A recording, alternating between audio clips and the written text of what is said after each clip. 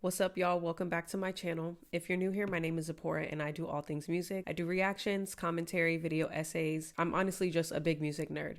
But if you're like that too, make sure to like, comment, and subscribe and check out my other videos as well. But a lot has been happening in the music world, so let's talk about it. A$AP Rocky just dropped his 4th studio album, Don't Be Dumb, and I just wanted to share my initial thoughts. For me, I think the album was good overall, but it was very underwhelming. He released 2 singles prior to the album dropping, so that got me really hyped. I really enjoyed Helicopter and Punk Rocky, and I felt like, oh, he's gonna go an experimental route with this project, kind of like what he did with Testing. If we're honestly speaking, A$AP Rocky's really not a lyricist or like a strong lyricist. I think he makes music for the vibe, and honestly he excels in that area. I think something interesting to note about A$AP Rocky is that I don't think this man actually gains new fans. I don't know any people that are younger than me who are recently discovering A$AP.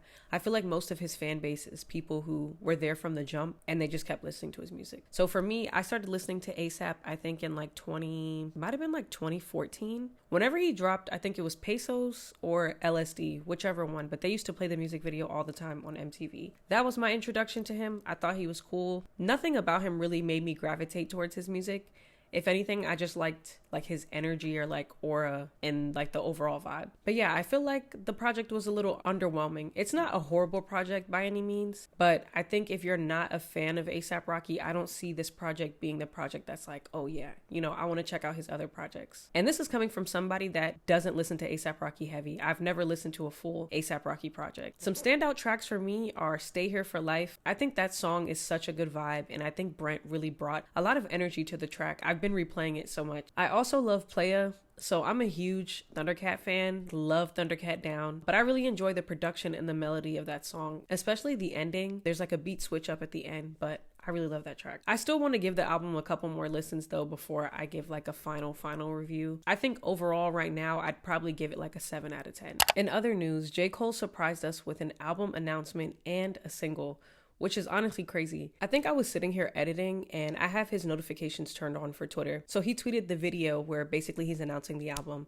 I didn't even get through it all the way through, immediately retweet like, I'm a J. Cole stan. If you already can't tell, Forest Hills Drive, I've been here. I love me some J. Cole. But yeah, he surprised us with that. So the album is dropping February 6th, 2/6. He's from the Ville. Additionally, with the album announcement, he gave us track 2, disc 2, along with a music video, and I'm all here for it. Like, I love the visuals. This song is a nod to Nas's Rewind. I really love that he took that approach because Nas is one of his greatest influences, and the entire music video is in reverse. He's starting from where he currently is and he's going all the way back to the birth of J. Cole. I love the music video concept of everything moving in reverse. So it's kind of like an Inception type of music video. If you haven't checked it out, definitely go check that out. But the Real is back, the Ville is back, and I'm so excited. I'm all here for it. A lot of people have been talking about what they think the album is going to be about and what they expect from J. Cole on this project. This is Cole's first full-length solo album since the off-season back in 2021. And it's also his first project post-battle with him, Kendrick, and Drake. If you can all recall, he released the mixtape Might Delete Later, and that's where he released his 7-minute drill track, which he later took back. So there was a lot of controversy around that. And then he also spoke at the Dreamville Fest, basically saying he doesn't want to get involved. Like, I think Cole's perception was that this could get very serious. I think he was viewing it almost like a Tupac and Biggie situation, which I totally get, but at the same time, you cannot throw rocks and hide your hand. I'm so sorry. And I love Cole down, but like, it was really embarrassing to see how everything just played out. With this project, he basically hinted at it being 2 discs, so I'm excited about that. I think we do need a full lengthy project from Cole, I truly believe Cole would have a lot to say. I feel like he could talk about the beef. I know that's what most people are expecting. Even his own family, he likes to touch on personal subjects, so I wouldn't be surprised if he does discuss his family dynamic. He's married, he has kids now. And then there's also the rumors that this is his last album and that he's retiring. So I feel like he'll probably touch on that. When rappers say they are retiring, they're never truly retiring. I feel like if anything, you're just taking a long awaited break. Like, think about Jay-Z, for example. I don't think that man is ever truly retiring. If anything, when you step away, it lessens the expectations and like the pressures on you. So look at it from like Jay-Z's perspective, or maybe like a Andre 3000, for example, who hasn't dropped anything in a minute, but decided to drop a completely different project outside of maybe what we expected from him. So I feel like that's probably the route that he'll take and hop on feature still, and then maybe come out with another album maybe in like, who knows, another 5 years or something. Cole has been working on this project for the last 10 years. At the beginning of the music video, he provided a disclaimer, basically saying that this album was a personal challenge to himself to create his best work, to do on his last what he was unable to do on his first. He had no way of knowing how much time, focus, and energy it would eventually take to achieve this, but despite the countless challenges along the way, he knew in his heart that he would one day get to the finish line. He owed it first and foremost to himself, and secondly, he owed it to hip-hop. So with that disclaimer, to be honest, I have very high hopes. I don't think Cole has ever truly disappointed me, to be honest. I think my only complaint with Cole currently is that I feel like he's constantly trying to prove himself because of how people perceive him. And I think he's done it enough. For this project, I really don't want him to just do solely rapping his ass off, you know? And I also would like for other producers to produce on this album as well. Don't get me wrong, I love Cole's production, but I just feel like for this to be maybe your last album, you know, you might want to try something a little different. It's going to be a sign off, but I feel like with Cole, he's such a perfectionist and like he kind of wants to be involved in every aspect of creating the song that he'll get to in his head. And sometimes, you know, you just got to step back and let other people do stuff as well. You know, you can rap. Maybe you can sit there and try and start the production, but somebody else will help refine the production. You know, there's a lot of ways you could go about this whole thing. I'm excited for the album. I have already purchased the vinyl, so I wonder if the vinyl will be different than the final album, but we shall see. But yeah, let me know what y'all think about Cole's single in the comments. And other big news, Pharrell is now being sued again by Chad Hugo, who was his former partner in his band, the Neptunes, over unpaid royalties. The lawsuit was filed on January 23rd, and Chad claims that Pharrell refused to hand over crucial financial documents and owes him up to $1 million for work on the 2017 Nerd album, No One Ever Really Dies. The lawsuit states that Pharrell engaged in self-dealing, concealed material information, and upon information and belief, diverted revenues owed to plaintiff. And this comes from Chad's attorney. Now, as a huge Pharrell fan, I just honestly think this is so disappointing.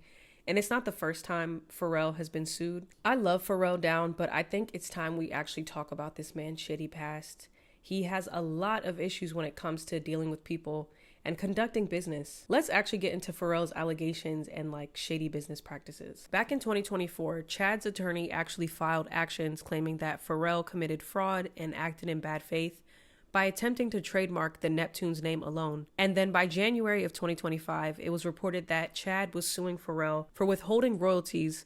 Another shady business incident was with the singer Khalees. She accused Pharrell and Chad of swindling her out of publishing money early in her career, alleging that the Neptunes duo forced a contract that favored them. And she's called Pharrell out so many times about this whole thing.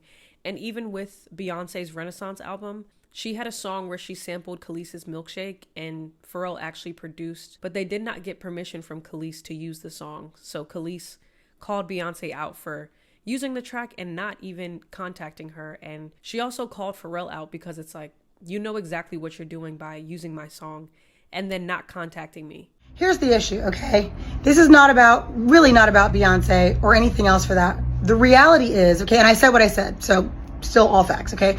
But the reality is that this is more about the fact that like there's a lot of hypocrisy and there's a lot of nonsense. So we've got Pharrell, who did an interview, I think last year, talking about artists' rights and how people should be able to rework their deals and artists should be getting credit for what they've done and all this stuff. Where in reality, when I was signed to him, I had the same manager that he had, and he has writing credits on my records, okay? All my singles, coincidentally. And he never wrote a song, a lyric a day in his life, okay? And so, yeah, that's a problem. Number two, we've got Beyonce, who, like I said, out of human decency and artistry and female, just all of the stuff she sings about, all this empowerment and stuff, I don't talk about it, I am about it, okay? So the reality is, all of this female empowerment stuff, it only counts if you really do it. If you're really living it and walking the walk. Don't just talk the talk. It's real cute and fun to sing all these girls' songs. Like, come on now. Let's be real, all right? And then thirdly, you want to talk about Pharrell talking, oh, cause I'm happy. I'd be happy too if I was stealing all kinds of folks' publishing and rights to songs and all kinds of stuff. I actually really wouldn't be happy because it's evil. But the point is, okay, is that there's a lot of hypocrisy and someone has to talk about it and bring it up. And it just so happens that I was thrown in this. This is not like I looked for it. I was actually last night, I was posting on my Bounty and Full page, just doing my own thing. And then I saw one of my fan pages and someone was like, oh, that's a collaboration. collaboration between B and Khalees. No, it's not a collaboration. It's called thievery, because the collaboration, the definition of collaboration, it means that we are working together. There's no working together if you are not even checking to see if everything's cool. That's a problem, okay? I would never do that to another artist. For real. I never have. I never would. Why? Because what's the point? If I like it so much, why wouldn't I just be like, yo, I really like it. Can I use it? What's that? Like, whatever. That doesn't happen, right? It's nonsense. Because some people, I don't know what they think. I don't even care. The point is, something has to be done about it. I'm not just going to talk about it. I'm not going to pop off all the time. I'm saying what I have to say because it's true, okay?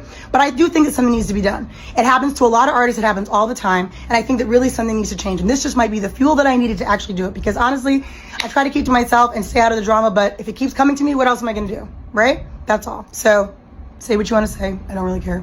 Peace.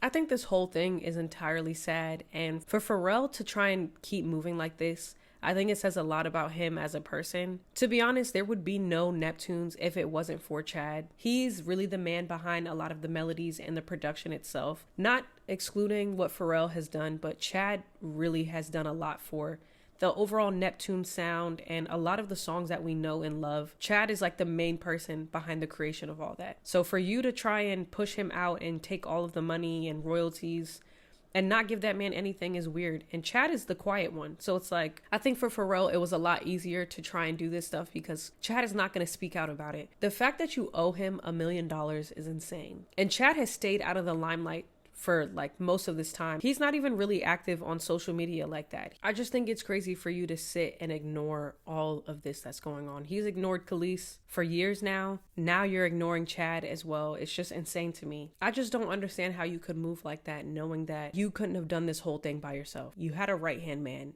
Pay him his money and just go on with your life. I think he honestly needs to come out and address all of this. He owes Chad an apology. He owes Khalees an apology. And to be honest, anybody else he's screwed over in the process, who knows how many people he owes money or, you know, they signed a bad contract or something. This is a very common issue in the music industry.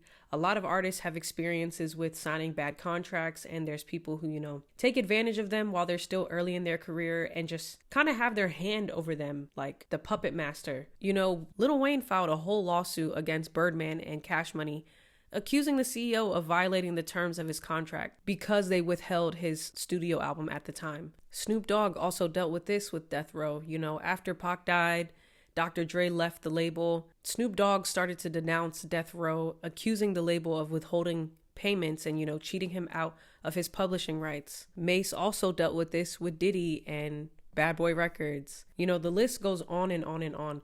A lot of rappers have dealt with this, but Pharrell needs to pay that man his money now. Like, I just feel like you're tarnishing your legacy the more you drag this on. I don't know. I'm really losing my respect for a lot of these people.